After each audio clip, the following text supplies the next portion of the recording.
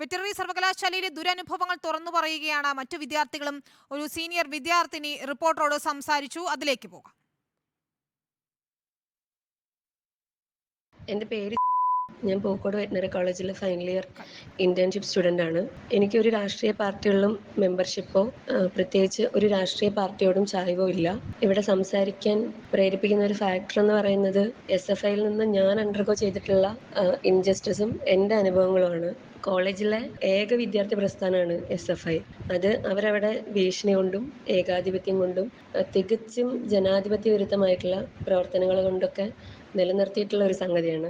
First year students ആയിരിക്കുന്ന സമയത്ത് SFIയുടെ unit members പെട്ടെന്ന് ക്ലാസ്സിൽ വരുന്നു.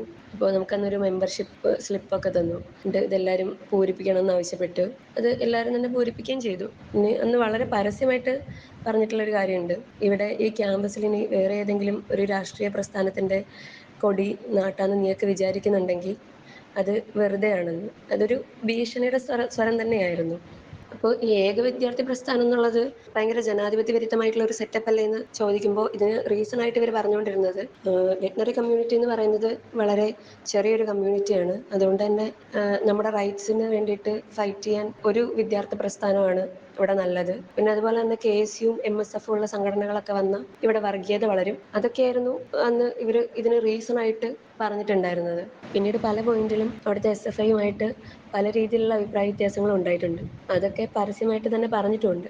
പിന്നീട് ഒരു പ്രശ്നത്തിൽ അവിടുത്തെ അസിസ്റ്റന്റ് വാർഡൻ ഞങ്ങൾ തികച്ചും സത്യസന്ധമായ കാര്യങ്ങളാണ് സോഷ്യൽ മീഡിയയിലൂടെ പറഞ്ഞിട്ടുള്ളത് എന്നിരിക്കെ അവർ ഞങ്ങളുടെ പേരിൽ ഒരു ഡീഫമേഷൻ കേസ് ഫയൽ ചെയ്തിട്ടുണ്ട്.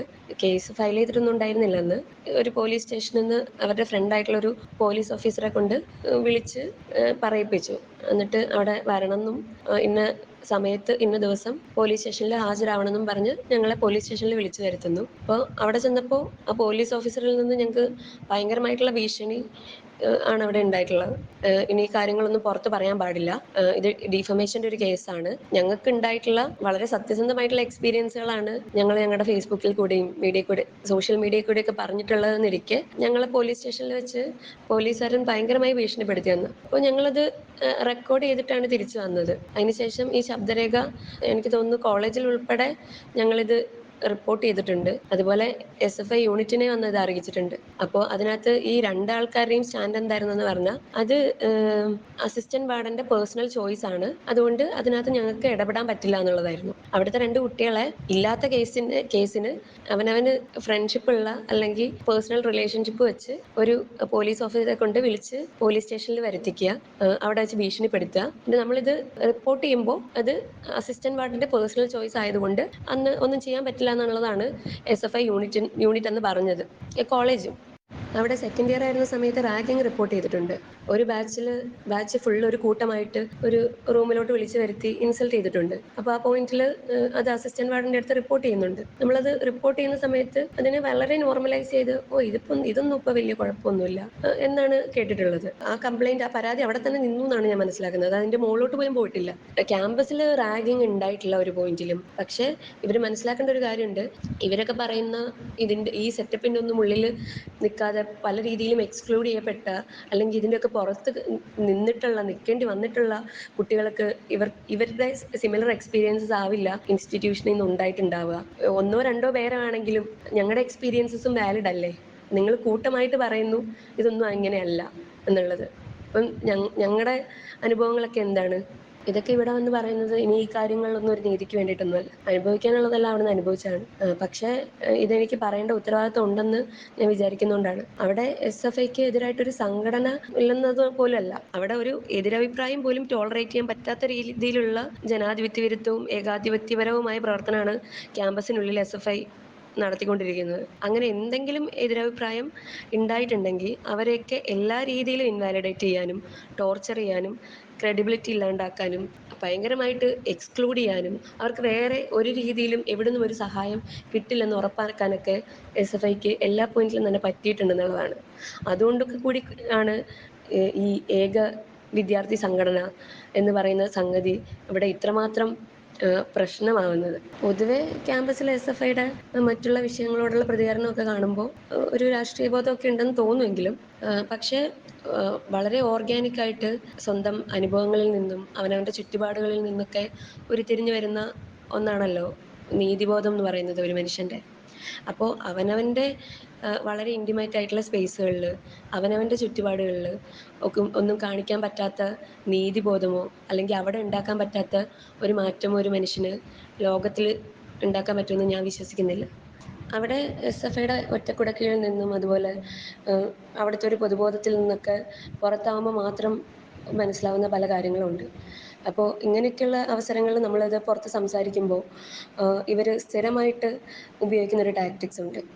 അതായത് ഇവിടെ എല്ലാവരും സ്നേഹത്തിലാണെന്നും ഒറ്റക്കുടക്കീഴിൽ എല്ലാവരും സേഫാണെന്നും ഇവിടെ എല്ലാവരുടെയും അനിയന്മാരും ചേട്ടന്മാരും അങ്ങനെയുള്ളൊരു സാഹോദര്യ ബന്ധത്തിലാണ് ഞങ്ങളൊക്കെ ഇവിടെ ജീവിക്കുന്നതെന്നും എല്ലാവരും ഒന്നടങ്കം വന്ന് പറയും. അങ്ങനെ നമുക്കുണ്ടായിട്ടുള്ള എല്ലാ എക്സ്പീരിയൻസുകളും ഇവർ റദ്ദ് ചെയ്യാൻ വേണ്ടിയിട്ട് ശ്രമിക്കും. ഞങ്ങൾ SFI അല്ലെങ്കിൽ പോലും പറയും എന്നൊക്കെ പറഞ്ഞിട്ടാണ് പല പോയിന്റിലും ഇതൊക്കെ ഇതൊരു മോബായിട്ട് വന്ന് ഇങ്ങനെയുള്ള എക്സ്പീരിയൻസസ് ഒക്കെ ക്യാൻസൽ ചെയ്ത് പോവുക. ശരിക്കും പറഞ്ഞാൽ SFI എന്ന് പറയുന്നത് അവിടെ ഒരു പൊളിറ്റിക്കൽ പാർട്ടി ആയിട്ട് മാത്രമല്ല, കോളേജിലെ യൂണിറ്റിയുടെ അല്ലെങ്കിൽ ബന്ധങ്ങളുടെ അങ്ങനെ എന്തൊക്കെയോ വൈകാരികതയിൽ കളർന്ന ഒരു സാധനമായിട്ട് കൂടിയാണ് അവിടെ നിലനിൽക്കുന്നത്. പലപ്പോഴും ആരെങ്കിലും മറിച്ചൊരു എക്സ്പീരിയൻസ് ഒക്കെ ഷെയർ ചെയ്യുന്ന സമയത്ത് ഇവർ ഫാക്ച്വൽ ആയിട്ടുള്ള എവിഡൻസുകൾ പോലും വേണ്ട ഇവർക്ക് സംസാരിക്കാൻ. വെറുതെ ഈ വൈകാരികത ഇളക്കി വിട്ടാൽ മതി. അത്രമേൽ മാനിപ്പുലേറ്റീവ് ആയിട്ടുള്ള ഒരു പൊളിറ്റിക്സ് ആണ് അവിടെ ശരിക്കും പറഞ്ഞാൽ ഉള്ളത്. മീഡിയ നടത്തുന്ന പലതരം ഓഡിറ്റിങ്ങും ഉണ്ടല്ലോ. അവിടുത്തെ കുട്ടികളെ അവരെ പ്രതികരണ ശേഷിയില്ലാത്തവരാക്കി ചിത്രീകരിച്ച്. അപ്പോൾ എനിക്കതിനോട് പ്രത്യേകിച്ച് ഒന്നും തന്നെ പറയാനില്ല.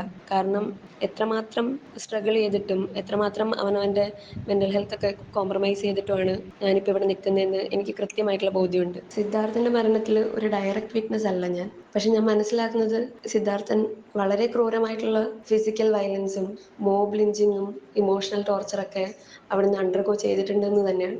അപ്പോൾ ഇതിൽ പ്രതികളാണെന്ന് പറയുന്ന ആളുകൾ പെട്ടെന്നൊരു ദിവസം ഒരു ഹോസ്റ്റലിൽ ചെയ്യാനുള്ള ധൈര്യം അവർക്ക് കിട്ടില്ലല്ലോ. ഇവിടെ വർഷങ്ങളായിട്ട് നോർമലൈസ് ചെയ്യപ്പെട്ടിട്ടുള്ള റാഗിങ്ങും വയലൻസും അതുപോലെ ഇവിടുത്തെ SFIയുടെ ഏകാധിപത്യമൊക്കെ തന്നെയാണ് അതിൻ്റെയൊക്കെ ബാക്കിപത്രമാണ് ഇങ്ങനൊരു സംഭവം എന്നാണ് ഞാൻ മനസ്സിലാക്കുന്നത്. അപ്പോൾ വളരെ കൃത്യമായിട്ട് SFIയുടെ ഏകാധിപത്യം അവിടെ നിലനിർത്താനും ഒരു എതിരഭിപ്രായം പോലും ഉണ്ടാക്കാത്ത രീതിയിൽ അതിനെ മുന്നോട്ട് കൊണ്ടുപോകാനും ഈ പറയുന്ന റാഗിങ്ങും അതുപോലെ ഇതുപോലെയുള്ള വയലൻസുകളും ഒക്കെ നോർമലൈസ് ചെയ്യാനും എന്നാൽ കാര്യങ്ങൾ ഇങ്ങനെ കൈവിട്ട് പോയ സമയത്ത് ഇവരെയൊക്കെ കൈയഴിയാനും SFIക്ക് പറ്റിയിട്ടുണ്ട് അവിടെ. ഇപ്പോഴും മീഡിയയിൽ നടക്കുന്ന പല ചർച്ചകളുടെയും പാർട്ടായിട്ട് വരുന്ന ഓഡിറ്റിങ്ങിൽ അവിടുത്തെ വിദ്യാർത്ഥികൾക്ക് സ്വാഭാവികമായിട്ടും ഉണ്ടായേക്കാവുന്ന കോൺഫ്ലിക്റ്റും ഷെയിമൊക്കെ മുതലെടുക്കുന്ന SFI തന്നെയാണ്. അവിടെ നിന്നിട്ട് വീണ്ടും അവരുടെ രക്ഷാകർതൃത്വം ഏറ്റെടുക്കുന്നത് SFI ആണ്. അപ്പോൾ ഈ സൈക്കിൾ ഇങ്ങനെ കണ്ടിന്യൂ ചെയ്ത് പോയിട്ട് കാര്യമില്ലല്ലോ. ഇനി എന്തായാലും വളരെ ഫണ്ടമെൻ്റൽ ആയിട്ടുള്ള ഒരു ചേഞ്ച് ക്യാമ്പസിലും ഹോസ്റ്റലിലും ഒക്കെ ഉണ്ടാവുമെന്നാണ് ഞാൻ വിചാരിക്കുന്നത്. അത്ര എളുപ്പത്തിലൊന്നും ഒരാളുടെയും ഫിസിക്കൽ ബൗണ്ടറി വയലേറ്റ് ചെയ്യില്ല എന്നുള്ളത്.